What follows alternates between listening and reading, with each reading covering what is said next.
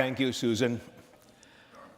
Many of you have come regularly to my programs here at the 92nd Street Y, and you know two things. The first is I don't like sharing this podium with anyone else. And the second is I don't often confess to learning anything from anybody. But today is different. It's a great pleasure, a privilege to have Michael Mandelbaum join me, and I admit to having learned a great deal from him. Michael Mandelbaum has all the titles and credentials that make him very welcome here today. He's a Christian Herter Professor, Director of American Foreign Policy at the School of Advanced International Studies at Johns Hopkins University. He's the author or co-author of 14 books, ranging across a wide field of international topics: foreign policy, superpower relations, democracy, political systems, nuclear issues, international economics. This includes a bestseller, which he wrote with Thomas Friedman, on That Used to Be Us, How America Fell Behind and How America Can Come Back.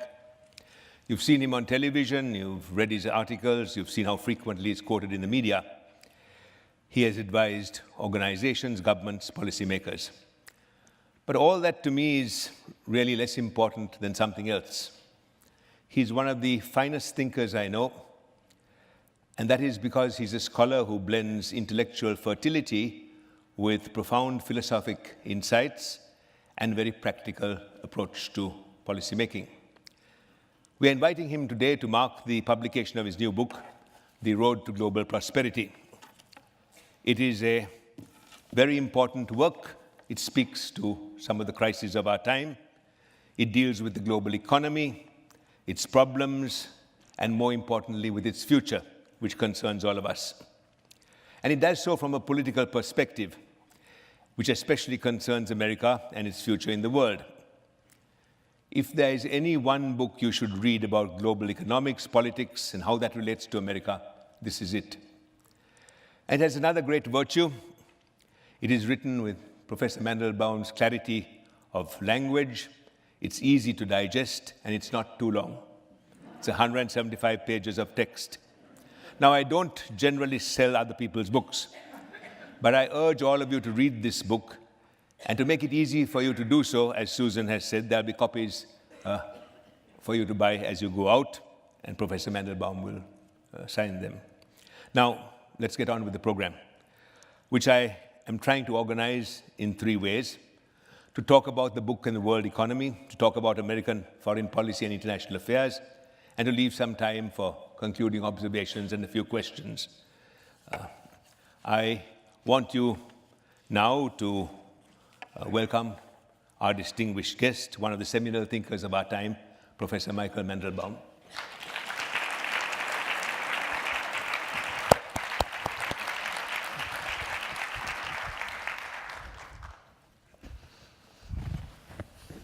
Are the microphones working? Can you hear me? Okay. Can you hear me? Good. Michael, thank you for joining us. Let's begin with the book, The Road to Global Prosperity. Why did you write this at this particular time, and why should we read the book? Very good questions. Let me say first, Ralph, that it's always a pleasure to be in conversation with you. You always light on the most important issues of the day and the most important issues of any book you happen to be reading or writing, and it's a great pleasure to be back at the 92nd Street Y as well. I wrote the book originally because I spent the first part of my career writing about superpower relations during the Cold War, and during the Cold War, between 1945 and about 1990, relations between the United States and the Soviet Union were the touchstone of international politics. Almost everything that was happening in the world derived from, was related to, was decisively influenced by that conflict. And then it ended. And I asked myself, what, if anything, has taken its place? What is now central to international affairs? What is the central pivot around which everything rotates and out from which everything flows. And my conclusion was, it is the global economy. So I wanted to write an anatomy of the global economy with an emphasis on its most important features as a way of understanding myself and helping others understand the world in which we're living.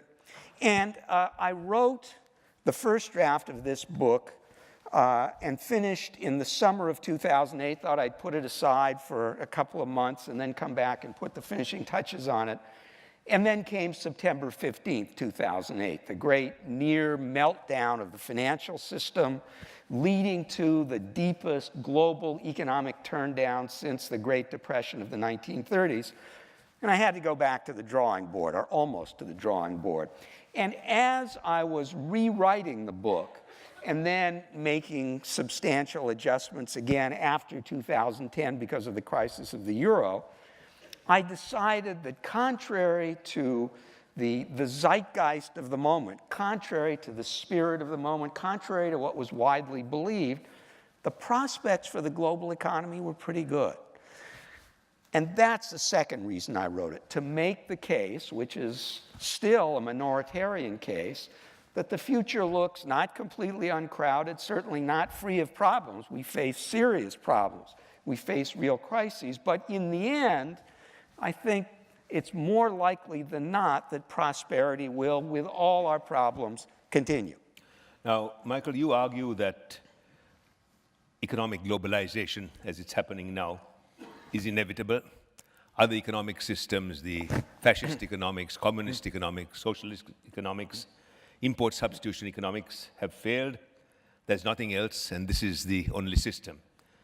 You also argue that America made this present system possible. America was the roof under which the playing field was arranged, and America provided stability in the world, provided the key currency, the dollar. It policed the trade routes. It contributed to the recovery of Western Europe and East Asia. And therefore, America really made this system.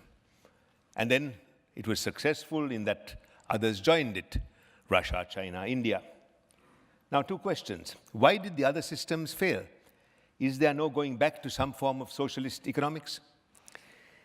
Very good questions. Other systems failed to deliver prosperity. Other systems are much more centrally controlled than the decentralized market system of the United States and the other advanced industrial countries, the so-called trilateral countries, Western Europe, Japan, the United States, and Canada. And for a while, those countries did pretty well. Socialist countries being relatively centralized, and communist economies being economies where the government controls everything. Everything is under its control. In the first, let's say the middle third and somewhat beyond of the 20th century, those systems delivered high economic growth because they were well suited to the stage of economic development at which many countries found themselves. Like Russia. Like Russia, like China, even like India.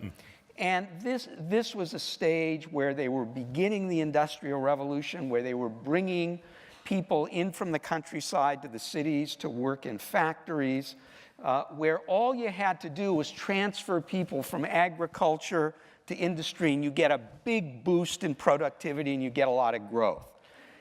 But there comes a point, and these countries reached that point at the end of the 20th century, when you cannot any longer grow by the so-called intensive method, by just hurling more and more resources into industrial production.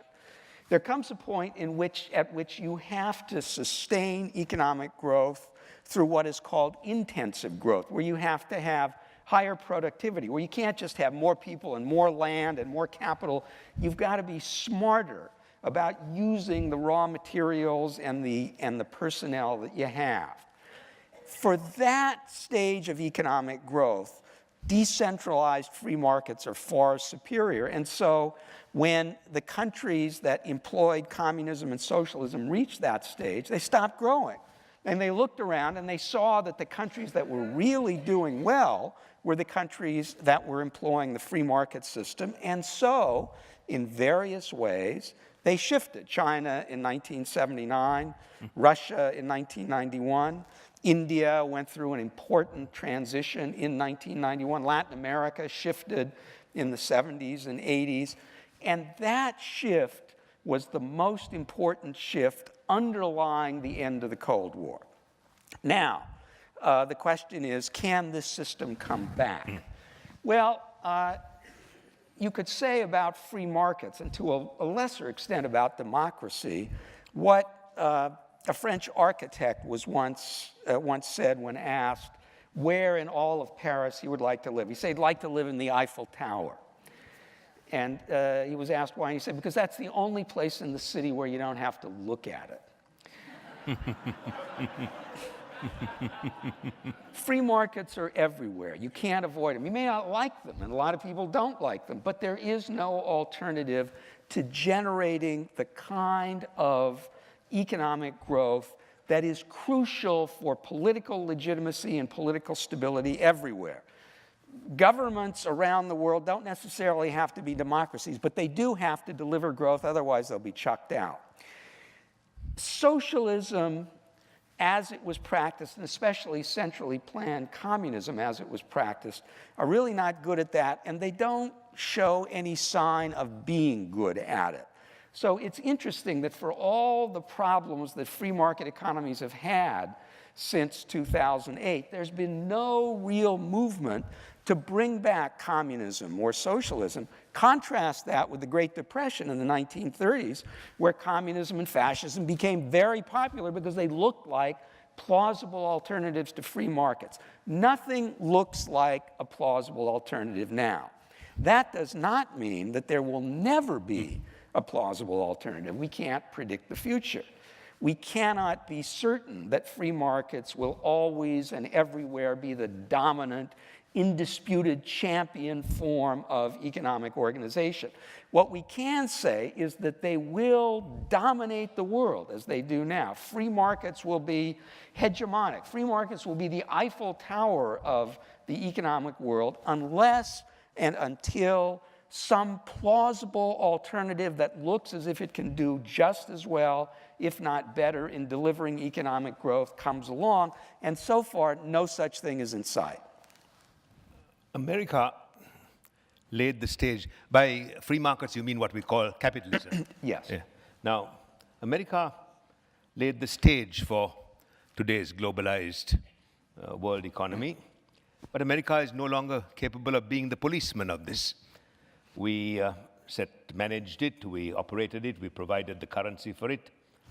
And you argue that as America is unable to be the supervisor of this now, it will be replaced by a form of international cooperation, because there is no other country that can take America's place. But given the way in which countries do not cooperate, how can you be sure that international cooperation will contribute to sustaining globalization? Well, that's one of the great problems for the future going forward, which I address in The Road to Global Prosperity. The United States, as I argued in a book I published in 2006 called The Case for Goliath, has functioned as the world's de facto government. There is no world government, but the world needs governance, just as countries need governance and cities need governance. And the United States has provided it since 1945 and especially since 1990. The capacity of the United States to provide governance is not extinguished, it's not exhausted, but it is under pressure. And one of the great questions is, to what extent can we get international cooperation to provide the governance previously supplied by the United States? And in fact, Ralph, I'm with you. I am pessimistic about the capacity of other countries to cooperate to provide the things that the United States has supplied, which is not good news for the world and not good news for the United States. I'm not in despair about the capacity of the United States to continue to provide governance. And indeed, I believe that many of the things that the United States has done in the last 20 to 25 years that have been most unsuccessful. Michael, what do you mean by governance? I mean by providing so-called public goods. I mean by providing basic order. I mean by providing a currency. I mean by providing a market so that people can grow through exports. I mean by providing a certain kind of supervision of the global economy. Things that governments do.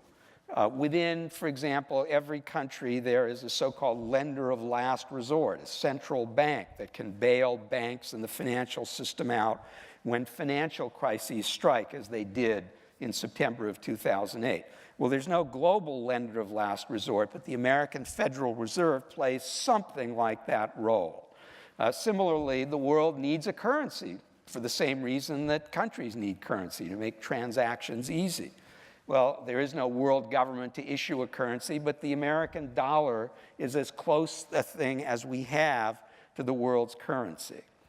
I don't think that the United States' capacity to provide these useful services is exhausted, and I do think that the things that the United States did in the last 20 to 25 years that were both unsuccessful and unpopular, such as the Iraq War, I don't think these are central to America providing governance. I don't think we're going to do more Iraqs or more Balkan interventions or more Somalias or more Afghanistans, but we don't have to in order to provide the basic governance that the world needs. We went far beyond what we had originally done in the 1990s and the 2000s, and for a variety of reasons, and this, as it happens, is the subject of my next book, it didn't go very well, and so we're not going to do it anymore. But that, by itself, does not mean that the United States cannot continue to provide some governance. It would be better for everyone if the world could cooperate to provide what the United States has provided. But like you, Ralph, and for reasons that I outline in one of the chapters of The Road to Global Prosperity, I'm far less optimistic about this than I wish I were. But Michael, the whole system today is very fragile. It depends on one currency, on hope that there will be cooperation, on the expectation that America will be interested in continuing this role. What happens if one of those things doesn't work? Well, if the United States does not provide governance, then I think no one will, and then we're in trouble. But the United States has provided governance not because it wanted to be the world government, but because it saw it as being in its own interest. Just by governance, you mean economic? And security. And security. We have a big Navy that helps protect the sea lanes of communication and makes trade across the Atlantic and the Pacific possible. Now, the American taxpayer funds the Navy because we built the Navy during the time when we had a conflict with the Soviet Union, and people thought we needed one. As long as we had a big Navy, when the Cold War ended, people thought, well, it's not that expensive, let's keep it. But the Navy plays an important role. Now, if the United States should mothball its Navy, that would be a problem. I don't think that's going to happen, but it could happen. I can't rule it out. Now, in your book, you talk a lot about war aversion, aversion to war, as something relatively recent in international relations. Could you explain that a little bit? And also, if you argue that nations are becoming averse to war, how do you explain the innumerable conflicts that are going on around the world? Dozens of wars at the present time. Good questions, both. War in human history is normal. Peace is unusual. In fact, the whole idea of peace is a relatively recent one. It was invented at the end of the 19th century. War, for most of human history, was like winter. It might be mild, it might be severe. Tomorrow it's supposed to be severe, as it happens. But it was going to come. It was only recently in human history, only at the beginning of the 20th century and the end of the 19th, that people began saying, you know, war is not only a bad thing, it's avoidable. Why did they come to this conclusion? Well, I can give 3 important reasons. First, war just got very expensive. The Industrial Revolution was harnessed to warfare, and suddenly lots of people could be killed. Cities were smashed. Millions and millions of people were killed. In fact, it was only in the American Civil War, I believe, that war became a more deadly scourge than communicable diseases. And indeed, it was only in the Civil War, maybe even World War I, where more people died from battlefield action than from disease. So war got very, very expensive. Second, people discovered that war was not necessary to get rich. When all societies were basically agricultural, if you were a king and you wanted to become wealthier, you had to grab more land. But somebody else controlled it, so you had to go to war with him. Well, the Industrial Revolution, although it's not always recognized as such, has been marvelous for peace, because for the first time, it's possible to get rich without war. It's possible to get rich without being big or powerful. You just integrate yourself into the global marketplace. That means that Japan is much wealthier now than it ever was in the 1930s when it was seeking to conquer Asia, because it's been able to take part in the global economy. It means that little Singapore, with no military to speak of, can become one of the wealthiest places in the world. So the Industrial Revolution and the fact that war is no longer the route to wealth, as it was for almost all of human history, is a second reason that war has become unpopular and peace has become much more popular. A third reason I would cite, and I've written about this at length in other books, is democracy. As democracy has spread, so has peace. It's not that democracies never go to war. The United States has gone to war plenty of times. But democracies tend, for a variety of reasons, not to fight each other. The world is more democratic now than it's ever been, and for that reason, and because war is so dangerous, and because war is not the way to get rich, the world is actually more peaceful now than it's ever been. The number of people dying violently over the last decade has actually been lower than in previous decades. It's not zero, but it's an interesting point that the majority of wars now are not wars between countries, but wars within countries. Now, what do you make of, you're talking about countries. What about non-state groups like Al-Qaeda, ISIS? They are at war with most of the world. They are, and they're dangerous, but they're not as dangerous as the Soviet Union. They're not as dangerous as Nazi Germany. They're not as dangerous as Imperial Japan. They don't have a huge industrial base. They can't muster large armies to conquer vast territories. They managed to conquer part of Syria and Iraq, but that's because there was a vacuum there. The people there just didn't want to be governed from Damascus or from Baghdad anymore. Or from Washington. Well, they certainly don't want to be governed from Washington, and people in the United States don't want to govern them, so it's not going to happen.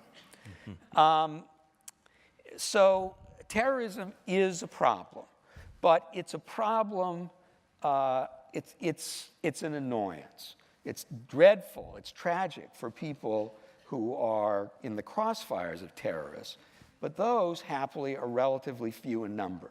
This is a problem we are going to have to live with for the rest, probably, of the lives of everybody in this room, and that's a tragedy. We have to be on our guard. We have to have anti-terrorist programs.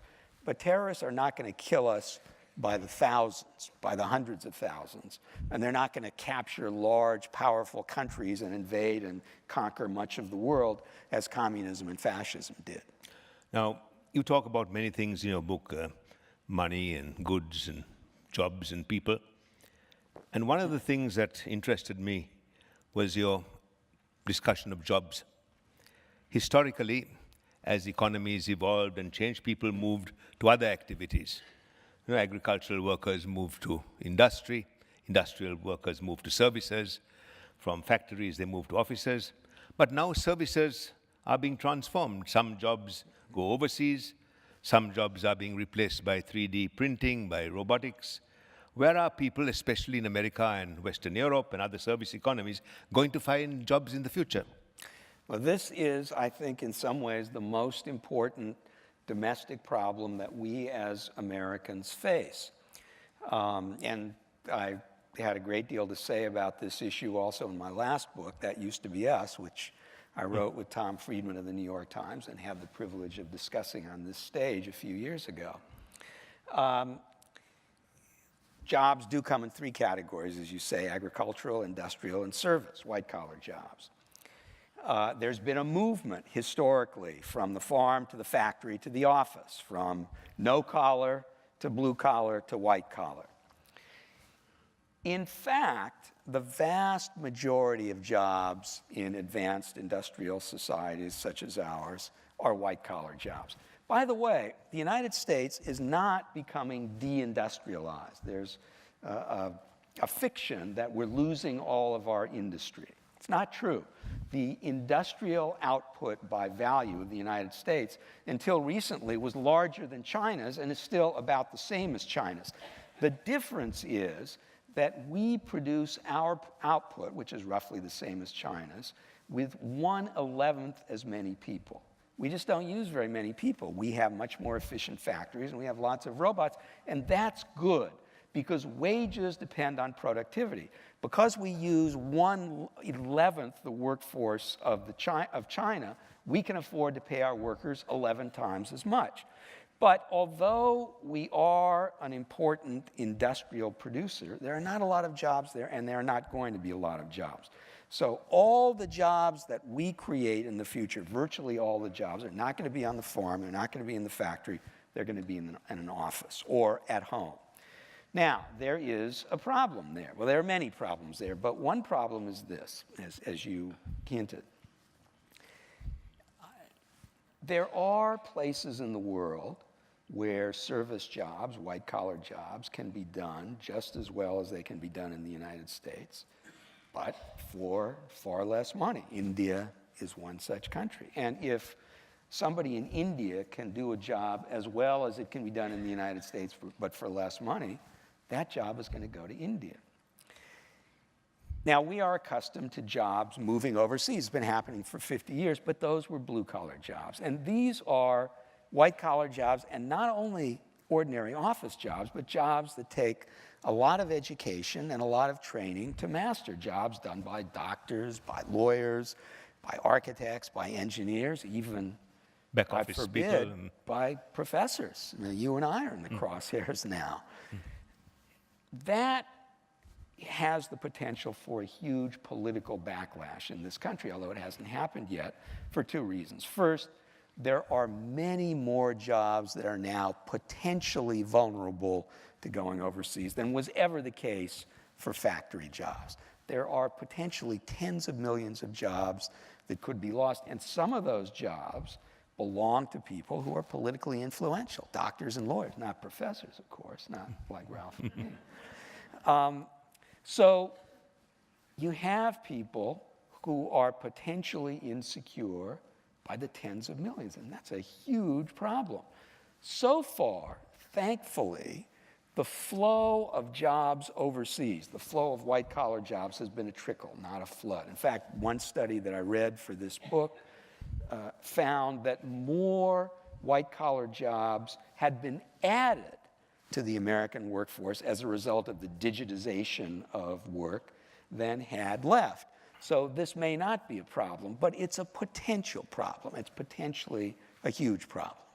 Michael, you've also argued that the rise of China, increasing manufacturing in China, has destroyed the prospects for low-level American workers. This is yet another problem that we have. There's a whole tranche of jobs that used to pay pretty good wages that are now gone.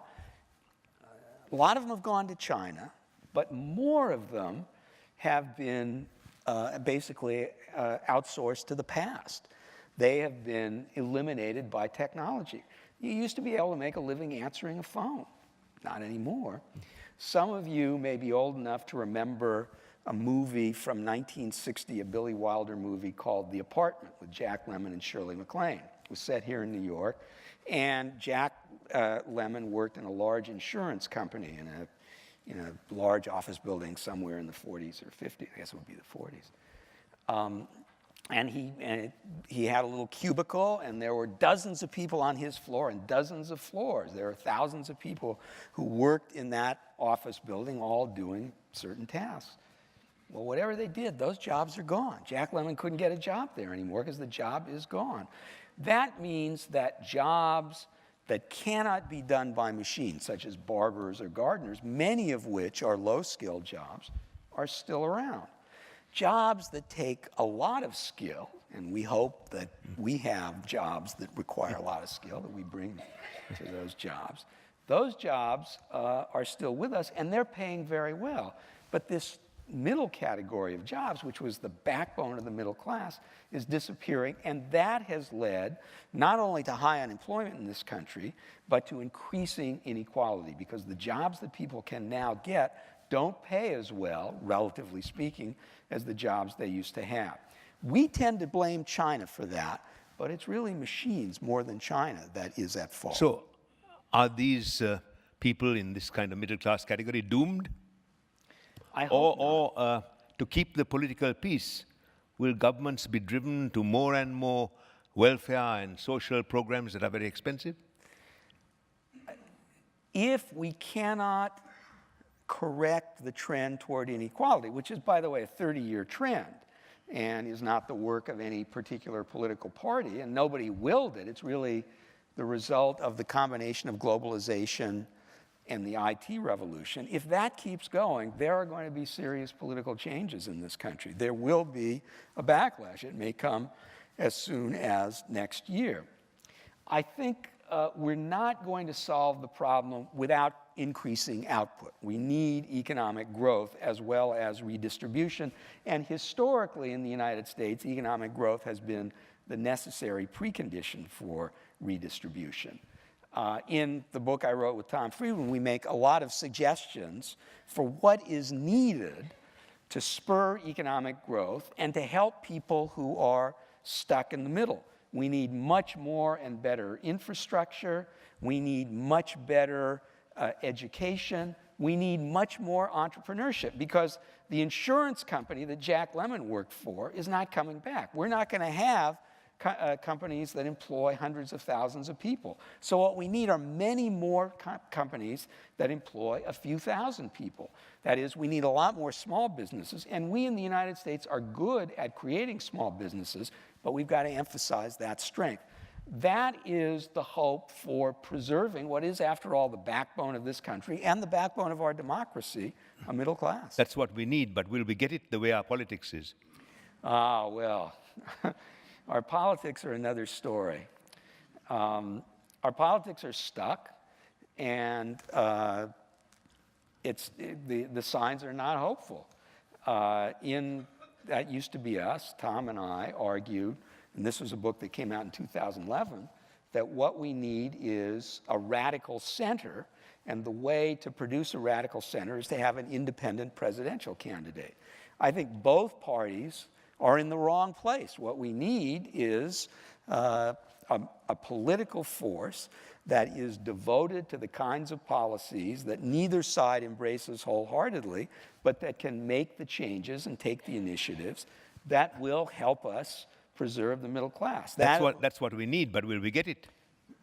Well, it's hard to be optimistic. On the other hand, over the long term, no one ever made money betting against the United States of America. That's the basis for my hope. There's always the first time. There is always the first time. Yeah. That is the unanswerable response. Well, my point is this, that if this continues, rather than risking political upheaval, will not our governments go to more and more expensive social support programs? That is one way to go, but there will be resistance, and we can't keep spending money we don't have. Unfortunately, we've been doing that for 30 years. We keep running up these deficits. We have been able to run deficits so large and so long because we can pay them back in money that we print. But even that has an expiration date. I don't know when it is, but at some point we're not going to be able to run these deficits anymore, and that's going to be a problem. And if we have a problem of growing equality, and we lose the capacity to fund these perennial, ever-growing deficits. That's going to be an unhappy day in American politics. So how come your book is optimistic? I'm optimistic for two reasons. First, because I think ultimately we will solve these problems.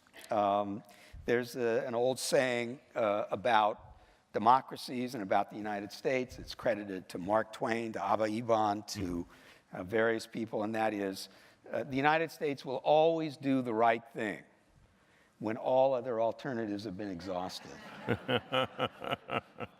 So I remain, I'm a baby boomer. It's been a great run for us. I think we have not done as well for the country as the country has done for us, but I remain optimistic about the United States. And there's a second reason for optimism, which is encapsulated in the book, and that is that mankind has found the secret of producing wealth. It is good government, honest government, free market economics, prudent fiscal policies, hard money, social welfare system, education. We know how to do this, and the secret is out, and that is good news for the poorest countries because they have the capacity to grow very rapidly. The potential for economic growth in China and India is vast, much greater than the potential in the United States and in Western Europe because of the phenomenon that economists call convergence. What that means is that all other things being equal, which they never are, growth rates among poor and rich countries ought to converge because the poor countries can make use of the discoveries and the technology that the rich countries are already using. Well, India and China are doing that. So are other emerging markets in Asia and Latin America and increasingly in Africa. And when they grow, that's good for us. We will partake of that as well. So I see the prospects for the world as being pretty good, and the prospects for the United States as being, and here my optimism comes through, better than they look at the moment. Michael, if the world condition improves, it means that countries like China will improve. Countries like China improve at our cost or not? It's one of the great questions that we have, and we don't know the answer. Only history will reveal the answer. China is certainly becoming wealthier. Wealth is the basis for power. China is interested in converting its wealth to power. China wishes to be more powerful for the moment in its region, in the Asia-Pacific region. Ultimately, who knows? You and I were discussing some of the initiatives, that is before we came out here, we were discussing some of the initiatives that China is taking in Asia, in Burma, Myanmar, in Pakistan, in the Bay of Bengal, in the Indian Ocean. And this is perhaps just the beginning. There is the potential for conflict with other countries in the Asia-Pacific region, including India, and of course with the United States, the dominant naval power in the world. China has launched initiatives in the Sea of Japan, in the East China Sea, and the South China Sea that have brought it into conflict with other countries, which are supported by the United States in the last 3 or 4 years. So if you look at the course of events in China and in Chinese foreign policy and in Chinese naval policy over the last 3 or 4 years, you can find cause for worry. On the other hand, the Chinese government certainly understands that full-scale war in the Pacific would be devastating for Chinese economic prospects, and China's economic prospects are the key to China's future, including the prospects for the ruling Communist Party.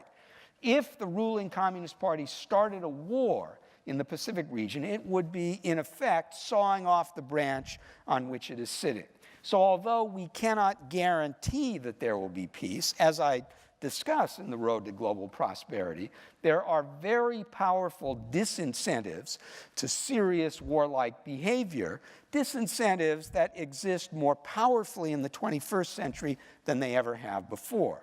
If Chinese economic growth is a source of power, Isn't China, by eroding our economy, by advancing, isn't China the greatest threat to the United States, more than Russia, more than the Middle East and all that? Yes, I think that's right, because only China at this point has the potential to become a military power and an economic power to rival the United States. Russia is making more trouble at the moment, but Russia is a declining power, not a rising one. The Russian birth rate is falling. Russia's population is declining. Russia relies entirely on energy. When the price of energy drops, Russia is in serious trouble, and it is in serious trouble now. So Russia can make a lot of trouble because it's a nuclear power, because it's the world's largest country geographically, because it borders on virtually every important region in the world. But Russia cannot become, once again, a competitor with the United States as the Soviet Union was. And as for the Middle East, except for oil, it really has no role in the global economy at all. That's excepting Israel, which is integrated into the global economy and really is a kind of island in the Middle East, but economically is more part of the West than the Middle East. Other than oil, Middle Eastern countries, unfortunately, and particularly unfortunately for the people of the Middle East, simply don't matter. So it's China that is potentially the rival of the United States and the serious troublemaker. Now, there are reasons to suspect that China's rapid economic growth is going to level off, and in fact, it has already begun to decline. It's no longer in double digits. It's dropping to 7% and may go down to 5 or 4. That's pretty good. That would be wonderful for us, but it's not what the Chinese are used to. I outlined some of the problems that China will face in the future economically in the road to global prosperity. And what I argue is that, in effect, in order to sustain high economic growth, China will have to change its political system. It will have to become maybe not a full-fledged democracy like the United States or India or the United Kingdom, but much more democratic, and in particular, it will have to provide much more economic liberty. So, insofar as the Communist Party fails to reform itself, it will hinder China's economic prospects. There is another problem with China, and that is China's one-child policy means that the working age population will stop growing in a couple of years. There is a scenario by which China gets old before it gets rich. The ratio of retired people to working people will increase over time beginning in 2020 in China, and that is a real burden on economic growth.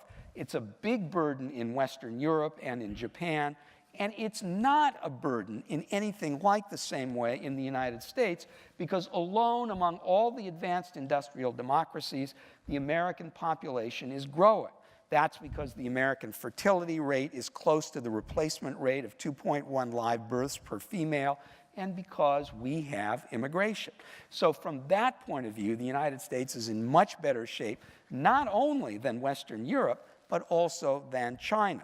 So the Chinese face two major obstacles to continuing economic growth, and I would cite a third, and it's related to the first. India, as we know, is the tortoise compared to China, the hare. India is not fulfilling its economic potential nearly as well as China is. But India does have one thing that China lacks, and that is a fully legitimate democratic government. We're not going to have a revolution in India in which the government is overthrown, because people get a chance to change the government regularly. There is increasing political instability in China, and while I would not say that China is close to revolution, to the overthrow of the communist government, it is possible to imagine such a thing happening. Certainly, China doesn't have the democratic basis for political legitimacy and stability that is necessary for long-term economic growth. You think Hong Kong is a sign of the future? Well, I think it is. I do think Hong Kong is the sign of the future. And incidentally, as I note in The Road to Global Prosperity, China has lots and lots of politically motivated demonstrations every year, tens of thousands of them, some of them involving tens of thousands of people. You just don't hear about them. And the government has been successful in preventing local uprisings from becoming national. But I don't think we can at all rule out what happened in Hong Kong last year, or even what happened in Tiananmen Square in 1989, happening all over China.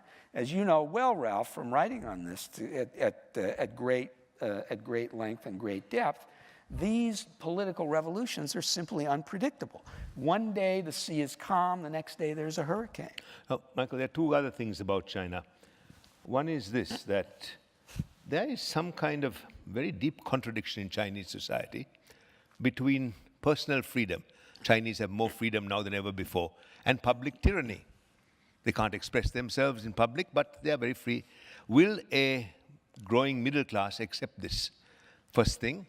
And the second thing is, will this be promoted in some way by the kind of soft containment that we are practicing with China? That is, connecting to India, supporting neighbors around China, trying to have a Pacific trade agreement, excluding China, and so on. Yeah, well, the second question is really an interesting one. I should say that I published a book in 2006 called Democracy's Good Name. Yeah, we discussed it here. And that's right. You and I talked about it. And there I argue that free markets, when they are put into practice, tend to generate political forces that bring about pressure for democracy. And I think that will be true, and we can see it happening in China. There's nothing automatic about it. I don't have a timetable. I would say, though, that the personal liberation that we have seen in China, that you point out, is leading to, at the grassroots, quietly, not manifesting itself necessarily in demonstrations at the moment, interest in, if not yet pressure for, political democracy of the kind that we've seen in Hong Kong. I do think that what we saw in Hong Kong last year is the Chinese future. Now, let me add one caveat to that. There's one important difference between Hong Kong and China, and that is China is larger and filled with lots of poor people. And the middle-class people, who are the natural constituency for democracy, I think are more hesitant than they would otherwise be, because they're afraid that if the peasants get the vote, what they have earned through their skill and luck will be taken away from them. One of my colleagues, who's a China specialist, said if there were free elections in China, they'd vote for Mao. Well, to the extent that that's true, or to the extent that middle-class Chinese, who are still a minority of the country, believe that that's true, they may be inclined to stick with the Communist Party for all of its problems longer than they might do otherwise. Now, your second question, excuse me, raises the issue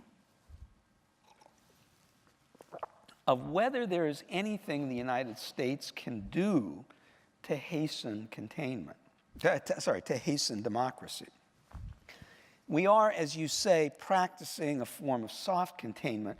And I'm interested to hear you use that term, Ralph, because as it denotes, we don't quite have a term for it. We don't really know what to call it. It's not really containment, as was the case for the Soviet Union during the Cold War, but it's not indifference as well. What we're really doing is saying to the Chinese, if you do X and Y, we will practice containment, so don't do it. I don't know. My sense is that there isn't really much that the outside world can do to influence internal Chinese developments. China is a huge country. It's, by some measures, the oldest civilization in the world. It's very complicated. It's filled with lots of smart, dynamic, intelligent people. And they will decide their own future. I think the example of the West, and not just the United States, but the West as a whole, is important. As you recall, as I argue in Democracy's Good Name, the thing that has done most to spread democracy is the example of democracy. And the example of democracy is potent precisely to the extent that it's global. That is, if the Chinese look to the United States, they may think, well, they're so different from us, they have a different tradition, that has nothing to do with us. But all they have to do is look at Taiwan, a part of Chinese civilization that is a full-fledged democracy. So I think the example of democracy makes a difference, and the United States is, in some sense, the leader of the community of democracy, so I guess that makes a difference.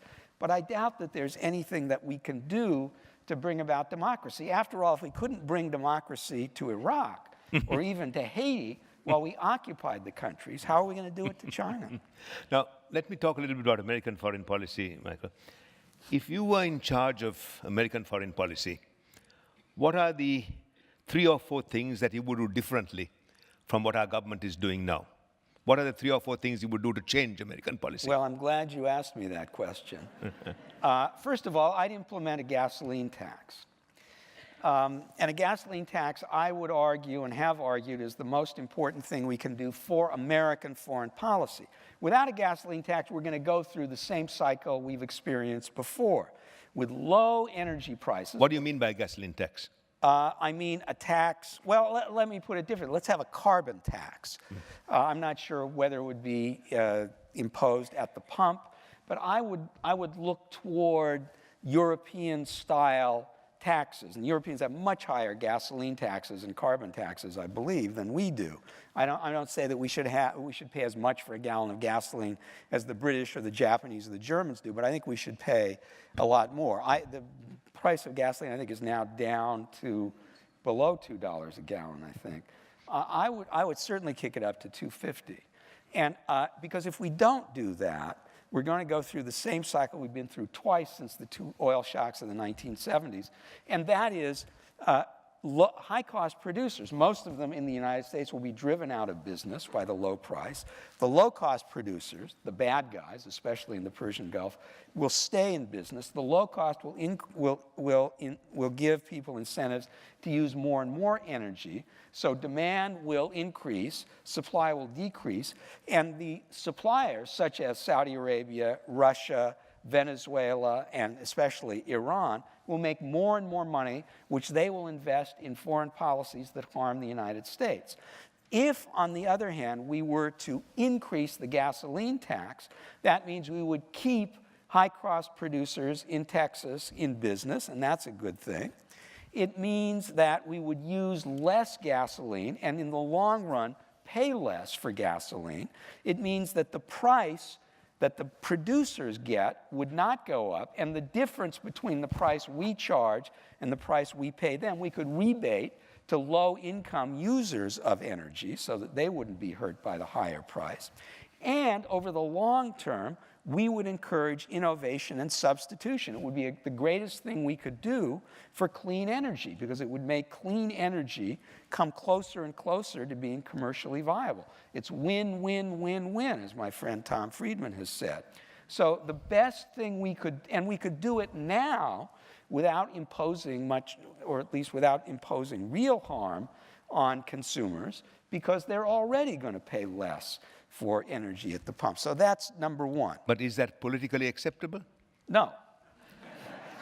Then it's just a theoretical observation. I have followed this issue closely for 10 years, and I have never encountered an elected politician who advocated it publicly. I've talked to lots of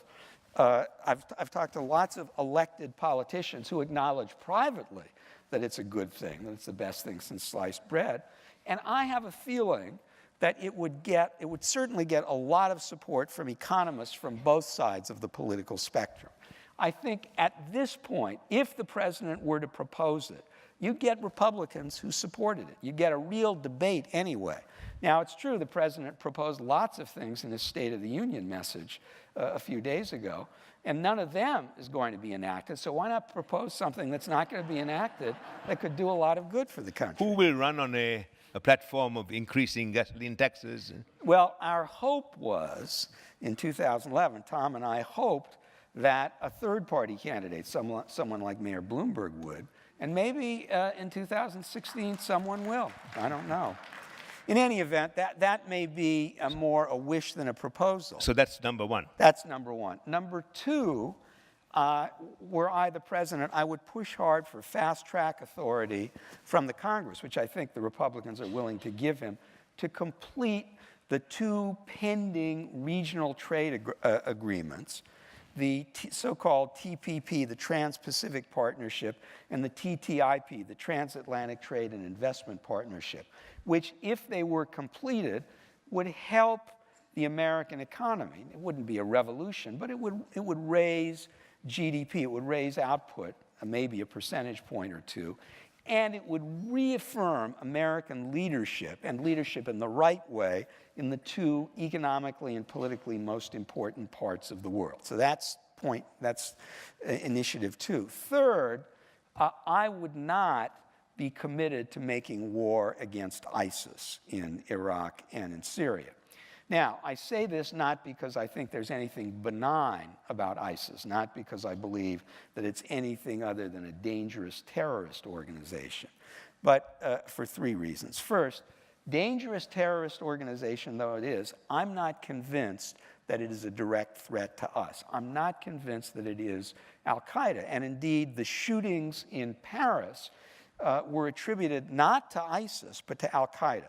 The ISIS terrorists are interested in taking over parts of the Middle East, not in attacking the West. So I don't see it as necessary for our own security. Second, we are now committed, as of last year, to driving out ISIS from Iraq and Syria. But that's not going to happen unless there are boots on the ground. ISIS occupies territory. In order to get rid of ISIS, somebody else has to occupy the territory, and there's nobody else to do it. We are, God forbid, not going to do it. We're not going to send troops back there. The Iraqi and Syrian governments might like to do it, but their armed forces have become sectarian militias. The ISIS occupies Sunni areas. These are Shia governments that will be resisted by the locals. So I think there's just no possibility of ousting ISIS. Third, by committing ourselves to going to war with ISIS, we are involving ourselves in the sectarian civil war that dominates the region, the war between Sunni and Shia Islam. And we're intervening on the side of the Shias. The Shias' major power being the Iranians, which poses the greatest threat to the United States in the region through its nuclear weapons program. And we're intervening against the Sunnis, and the countries with which we try to have decent relations, such as Egypt, Saudi Arabia, Jordan, and Turkey, are all Sunnis. So we're backing the enemies of our friends, and that, it seems to me, is not a good idea. I prefer not to get involved at all. So do you think the Middle East should be allowed to burn itself out? Unfortunately, well, the short answer to that is yes, with these two caveats. First, I think we do have an interest. We have two interests in the Middle East. One is keeping the oil flowing, and a gas tax would make us and the rest of the world less dependent on Middle Eastern oil. But we still do have to protect the sea lanes, and we probably have to ensure that Saudi Arabia continues to pump oil. And we have an interest in keeping nuclear weapons out of the hands of Iran, because if Iran gets nuclear weapons, the chances of terrorists getting nuclear weapons and the chances of a nuclear war increase dramatically. That's caveat number one. Caveat number two, the Middle East is going to burn no matter what we do.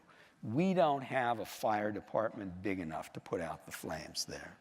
Mm-hmm. What about Israel? Well, Israel, as I said, Israel's doing remarkably well. It's mastered high tech. It's plugged in to the global economy. The Israelis, educated labor force. Pardon? Has educated labor force. Has a very educated labor force. So economically, it's part of the West and a prospering part of the West. The Israelis have spent 20 years trying to make peace with the Palestinians, trying to make a compromise, offering the Palestinians 3 or 4 times a deal that everybody said, the whole world said, the Israelis should offer them, and the Palestinians said no. My conclusion is Palestinians are simply not interested in peace. They're simply not interested. There is no Israel with which they are willing to live. Their goal is to destroy Israel, period, end. Now, they're not going to destroy Israel, but that makes life periodically unpleasant for the Israelis. And they're just going to have to live with it, and they will live with it. So the present situation will continue? That is my view, although, let me put it this way. If there is a serious change in the status quo between Israelis and Arabs, it will be brought about by the Israelis. There is now a movement in Israel. Discussion is beginning. This coming election will have something to do with it, but it's a conversation that the Israelis are going to have with themselves about withdrawing from Judea and Samaria, from the West Bank. My friend, former Israeli ambassador to the United States, Michael Oren, to whom this book is dedicated, among other people, is one of the people pushing for what he calls Plan B. He said, let's draw our map, let's draw our borders. We'll include the suburbs of Tel Aviv and Jerusalem, which are over the Green Line, the 1948 ceasefire lines.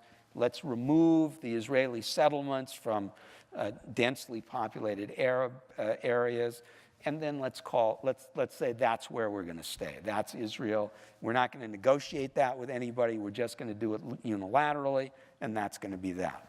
That discussion is beginning in Israel and may well take place. There is a lot of evidence that former Prime Minister Sharon, who initiated the first unilateral withdrawal from Gaza, planned to go on and withdraw from the West Bank. And that may happen over the next 5 years. I don't know. Does that make sense for Israel? Well, it makes sense as long as the Israelis are confident that the West Bank does not turn into Gaza. That is a place which is a base for terrorism where people launch rockets and attacks at the Israeli heartland and Ben Gurion Airport, the lifeline to the rest of the world. If the Israelis can be persuaded that it is safe for them to withdraw unilaterally, then I think a majority of them will probably do so, because a majority of them is not committed to the whole land of Israel, as some call it. A majority of them would like to disentangle themselves from the Palestinians to the extent possible. Michael, how far should we support government of Egypt, government of Saudi Arabia? Do you think they have a short lifetime? Well, they're both in trouble, although the Saudi government seems to have made an effective transition, not only from one king to another, but from one generation to another. Until now, all the kings of Saudi Arabia have been direct sons of the original king. Well, they're running out of sons. The guy who succeeded is also a son, but the crown prince is also a son, the next in line, but the deputy crown prince comes from the next generation. There was always a feeling that they would have trouble making that transition. Maybe they've made it. If the price of oil goes below a certain level, they will be hard-pressed to continue their form of government, which is to pay off everybody to allow them to stay in power. Egypt is already bankrupt and being supported by Saudi Arabia. We're not supporting Egypt financially We're giving them aid. We're giving them some aid, a couple of $2 billion a year. That's not keeping them afloat. And they need more than that to keep them afloat. I doubt that we have the money to keep them afloat. The argument in favor of supporting and aligning with the Egyptian government is the same as the argument for aligning with and supporting the Saudi government, and that is they're better than the alternative. The last word on America's alignments in the Middle East, other than with Israel, which is, of course, a democracy, comes from the classic movie, part of which was shot on the other side of town, Annie Hall, where Woody Allen tells the joke about the guy who goes to see a psychiatrist, and he says, Doc, I've got a problem. My brother thinks he's a chicken. And the doctor says, well, tell him he's not. And Woody Allen says, I can't. I need the eggs. Saudi Arabia has oil, and the world still needs the oil. If we didn't need oil, we wouldn't pay any attention to them. The British used to care about the Egyptians because of the Suez Canal and the route to India. They've given up India. We now have super tankers. We don't need the canal. They have made peace with Israel. It's true. We pay them for that. But if it weren't for oil, the Middle East would be even more of a disaster than it is, and no one would care. 60% of the population of the Middle East is under 30 years of age. What does that suggest to the future? It suggests that the Middle East has what sociologists and political scientists call a youth bulge. The people who make revolutions and who commit crimes are people between 16 and 26. And when you have a lot of them without any employment, without any prospects for a job, without any prospects for marriage, which is a problem in the Middle East, that is tinder for a bonfire. The Middle East, and we've already seen it, it has been the fuel of the Arab Spring, and it shows no sign of ending. Of all of the regions of the world, this is the one where I think pessimism is most justified. For most of our lives, sub-Saharan Africa has been the disaster area of the world where hope goes to die. Not true anymore. A lot of African countries are doing well. In fact, the highest growth rates in the world have been compiled by sub-Saharan African countries. Now, one reason is, and this is true in recent years, one reason for that is that they start from such a low base. But they are doing well. Not all of them, but a number of them are doing extremely well. If I had an extra $100,000 and wanted to invest it overseas, I'd invest it there, not in the Middle East. And then Boko Haram would get you $100,000.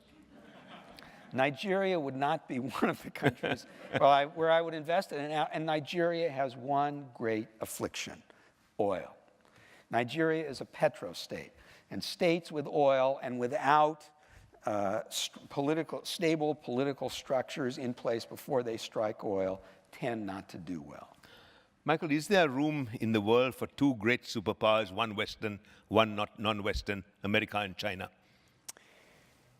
Well, we're going to find out, although I suspect by the time we find out, you and I will not be on stages such as this.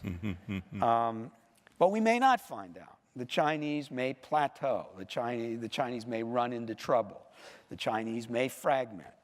Is there room for for two superpowers? Well, there is a pessimistic school of thought on that, which calls a rising China so-called Wilhelmine China, after Germany just before World War I, which was growing rapidly, which was unhappy with its allotment of power and influence in the world, which challenged the reigning superpower Great Britain and produced two terrible world wars by doing so. Some argue that that's just the nature of international politics, that if you have two superpowers, they're bound to lock horns and the result will be disaster. We in the Soviet Union, in fact, did not lock horns in the worst possible way, partly because we had nuclear weapons, but we were rivals all across the world. But we were never economically interdependent as China is. Russia had its own economic world. China is part of our economic world. But of all of the geopolitical questions that will be decided in the months and years and decades ahead, that is perhaps the most interesting, the most important, and the most telling one. Michael, your book suggests that the globalization of the world economy depends to some extent on getting other nations into it, nations out of it, right?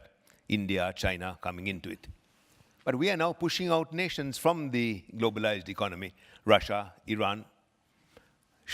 Are policies to Russia justified? Well, as long as Russia is governed in the way it is, its contribution will be limited. It will consist exclusively of energy, and we have an interest in using less energy. Russia is potentially a very rich country and an important contributor to the global economy, but energy has, in effect, blocked or absolved its government from putting in place the institutions and the policies necessary for long-term economic growth. It relies exclusively on energy. This regime, the Putin regime, is, I believe, committed to that.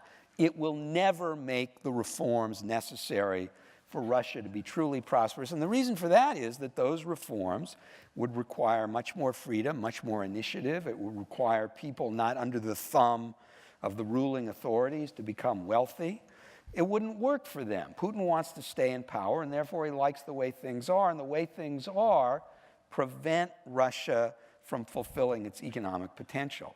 So I would say that whatever we can do to encourage the Russians to get a different regime in place will ultimately not only be good for us, it will be good for the Russians. The Russians sometimes like to argue, or at least Putin and his spokespeople like to argue, that the United States has set in place a conspiracy to prevent Russia from becoming powerful, and that Putin is battling this. In fact, the opposite is true. Nothing would please America more if Russia did the things that would enable it to be truly powerful. And the person who is preventing that is none other than Vladimir Putin. If the CIA had really set its mind to keeping Russia down, it could have done no better than to put Mr. Putin in the Kremlin. Are our present policies designed to further alienate Russia? Should we not be trying to get them in? I don't think there's anything we can do to bring Russia in, because I think Mr. Putin has decided that anti-Americanism is necessary for his political coalition. As the price of oil plummets, as he has fewer resources to bribe his people, he has to find some other way to justify his monopoly in power. He's gone to nationalism, to foreign policy, to anti-Westernism, to anti-Americanism. He needs us as an adversary, and I don't think he'll give it up. And it pays off politically for him. It pays off so far. Let's hope that that does not continue to be the case. Come back to the book before we conclude, Michael. World affairs these days is full of black swans, unexpected developments, unpredictable developments. A year ago, nobody would have thought Putin would invade Ukraine. 6 months ago, who thought of ISIS? 5 months ago, who talked of Ebola? 3 months ago, who thought the price of oil would be 50% of what it was? Your book discusses environment. Is environment a black swan? Is it a real danger, an ecospasm? Can countries handle it because they're not cooperating? Well, I'm pessimistic, as I say in The Road to Global Prosperity, about our prospects for getting a grip on the global warming problem, at least collectively. I think if there are solutions, they will come in a decentralized fashion and from the ground up, not from negotiating a treaty. I don't think that counts as a black swan because there's been so much talk about it. It's not unexpected. But can you deal with environmentalism in a decentralized way? We will see. We're not dealing with it very well in a centralized way, and the reason for that is that it has to be global. And for reasons that I outline in the book, it's just prohibitively difficult to get a global treaty on climate change. I don't think there will be there will be an ecospasm, but it is certainly a problem. There's good news and bad news, and it's the same. We don't fully understand it. It might turn out to be a lot better than people fear, but for the same reason, it might turn out to be worse. Michael, you have covered a vast range of things. I think we should let our audience ask a few questions. So, could you turn up the lights, please? And yes, sir. Keep the question short, please, because we have time to. I'd like to address the economic issue in Europe recently and the QE, and see if your thoughts for the short-term and the long-term impact of the central banks in each country are going to do the quantitative easing of the economy and issuing bonds, in effect printing money. Are the present policies of Europe going to help the outcome? Well, the idea is the quantitative easing. Yeah. I think there will be quantitative easing in Europe. It won't be as emphatic as the United States. It won't work as well as the United States, but it will be helpful. In the long term, I'm not optimistic about Europe for two reasons. One is demographics. Europe is growing old. It needs younger people. The younger people it has, a large proportion of them are immigrants or children of immigrants, and they don't assimilate. So they are not adding to their workforce. Their welfare programs are too generous, although they don't spend as much on health care as we do. So I don't think Europe is going to be economically dynamic, which means that the emerging markets are all the more important. I'm also pessimistic about the euro. And we'll find out today whether a crisis is upon us, whether the Greeks vote for a government that will ultimately leave the euro and then set in motion, or potentially set in motion, a crisis there. But even if the Greeks don't leave, the creditor nations, especially the Germans, have imposed conditions on the southern Europeans which have made for austerity, and that has made the governments that impose the austerity unpopular. That has made the northern Europeans unpopular, and that has made the euro unpopular, and they can't go on like this indefinitely. Sooner or later, somebody will leave, and that will be a problem. The rise of Germany as a great power in Europe today suggests that the Germans have accomplished by economic means what they failed to do by military means. We are back to the German problem. Germany is too big to fit into Europe, and it doesn't have the policies that are appropriate for Europe. Now, having said that, this is not at all the Germany of Kaiser Wilhelm or of the Third Reich. In fact, part of the problem with Germany is that it doesn't want to lead. It doesn't want to be the leader of Europe. One of the reasons that the euro crisis lasted so long was that the Germans were so reluctant to take action. Nonetheless, the German prescription for the southern Europeans and for the euro as a whole has failed, and yet the Germans won't change it. And that, over the long term, I think, will be a problem. Part of the problem is that Germany just has the wrong economic preferences for perfectly understandable historical reasons.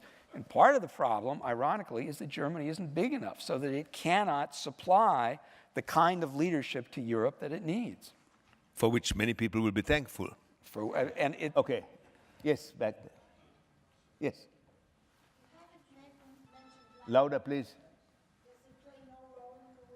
Who? Oh, Latin America. Well, Latin America is doing well, is part of the global economy, made the transition from socialism to free markets. The most important Latin American country is Brazil, and I have a section on Brazil in my chapter on the BRICS. Yes, sir. Can you comment about the upcoming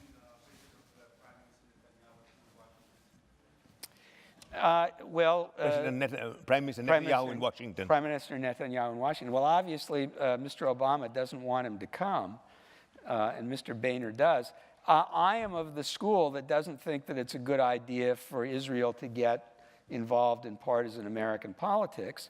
On the other hand, he was invited by the Congress. He has a perfect right to come, and he's coming, I think, to the AIPAC Policy Conference in Washington, which March is 3rd. A normal stop for an Israeli prime minister, and I don't think it'll make any difference. Yes. Can you comment on the role of Turkey? Turkey.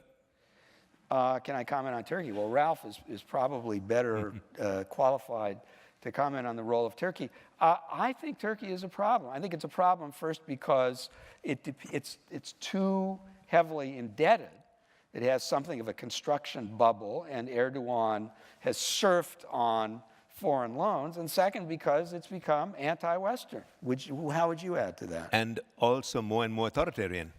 Also more and more authoritarian, yeah. And you have a problem there, where you have a leader who is genuinely popular among large segments of the population, and yet is moving the country in a very undesirable direction. Okay? So, and I'm not sure we have any leverage. Yeah. Yes. I believe America needs DNA of the church. The West should firebomb the area that ISIS is in. And I can tell you, I was in the occupation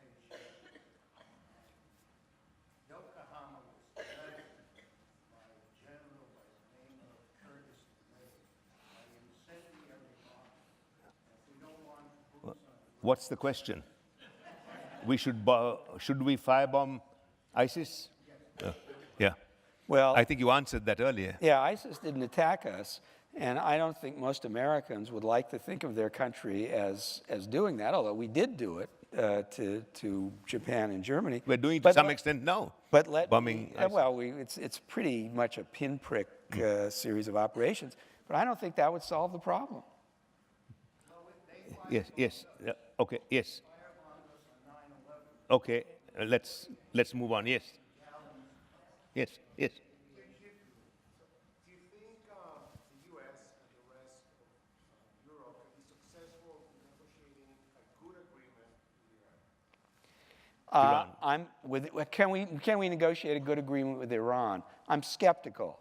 I think that the price of oil would have to stay down for a good long time, and I think the threat of the use of force by the United States would have to be more credible than it is.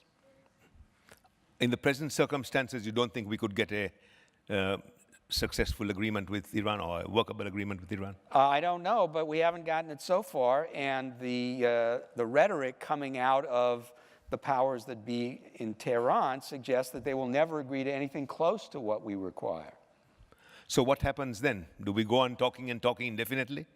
Well, then we reach the moment of truth at some point where we have to decide whether we are going to use more coercive measures or whether we're going to allow Iran to get the bomb. Now, the president is on record as saying that he would not permit the second option, and so he would presumably take the first. My impression, although I don't know this, is that what he would most like to do is get out of town before some American president has to make the decision. So I don't know. Yes.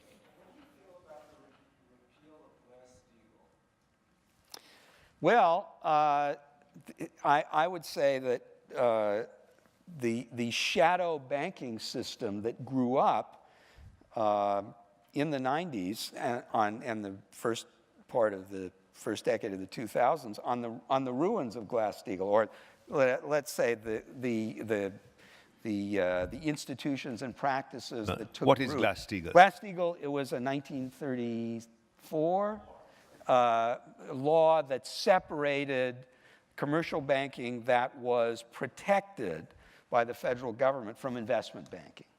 And the line, that barrier was taken down, and that was one of the reasons, although not the only reason, that the financial system got in trouble. Apparently, reviving Glass-Steagall as it stood from 1934 to 1994, whatever it was, 98, was not thought to be possible. So we have the Volcker Amendment. But the Volcker Amendment, apparently, is the regulations are still being written. And nobody knows how it will be interpreted. My own view is that if you're looking for a black swan, the financial system still qualifies, even though I guess it wouldn't come as a black swan after 2008. I'm worried that the Dodd-Frank won't be enough, that smart people in the financial community will find ways to get around it. I'm also worried that the regulations are so complicated that nobody could possibly follow them. I read in Martin Wolf's book, Martin Wolf is the financial columnist for the Financial Times, an excellent specialist, and he's written a book called The Shifts and the Shocks. And he points out, I don't have the numbers right, but I've got the order of magnitude right. Glass-Steagall was 35 pages. Dodd-Frank is 1,000 pages, but it also requires regulations to be written in many areas, and it could well end up being 30,000 pages. Well, if you have a law that's 30,000 pages, you don't have a law at all because you can't enforce it.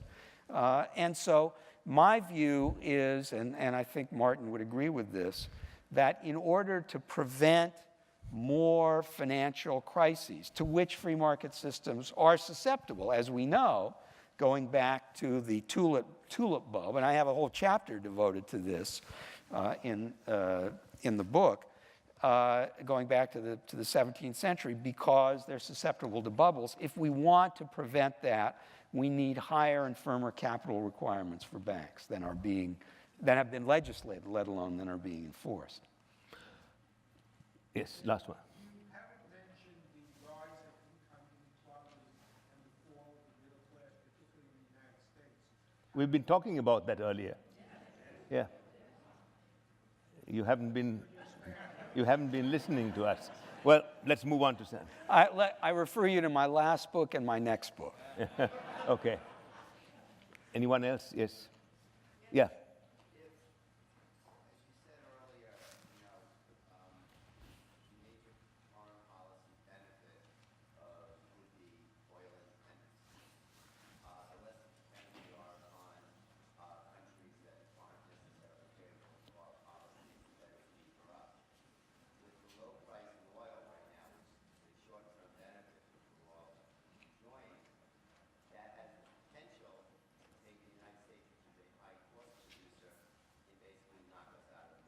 Right.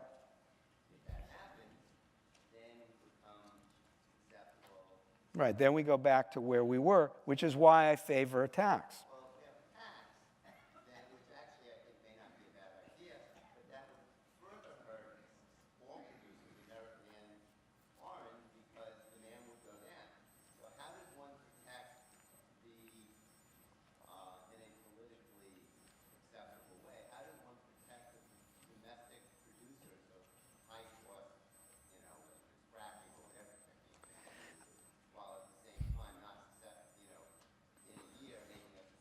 Yeah. Well, you put a floor underneath price so that they can continue to be competitive with low-cost producers, and over time, you hope to put them all out of business. And then you also suggest that you have a gasoline tax, but you soften the blow to low-income people by giving them some compensation. Right. You can't commit yourself to keeping people fracking in the Permian Basin in business forever. But you can keep them in business for a few years by putting a floor under the gasoline price and under energy prices, or you could do it through a sliding scale carbon tax, which would ultimately reduce the use of fossil fuels, which is what we want, because although it would hurt American producers. First of all, carbon-based energy is a much smaller percentage of the American economy than it is the Russian, the Venezuelan, the Iranian, Chinese, or the Saudi economy. And second, while it's true that energy revenues go to support foreign policy, but I prefer American foreign policy to oil producers' foreign policy. So if you got to hurt somebody's foreign policy, hurt theirs. Now, we've come to the end of a very interesting session. We meet again on February 15th. Now, I want you to thank Professor Mandelbaum. And when you do that, also spare a little pity for me, because it's very difficult to have a discussion with somebody whom you intellectually admire and whose scholarship is of such quality. There are very few books that speak to our time. You've had a few snapshots. See the whole movie by buying the book outside. Beg, borrow, or steal, preferably buy. It's available outside, and we'll see you next month. Thank you so much.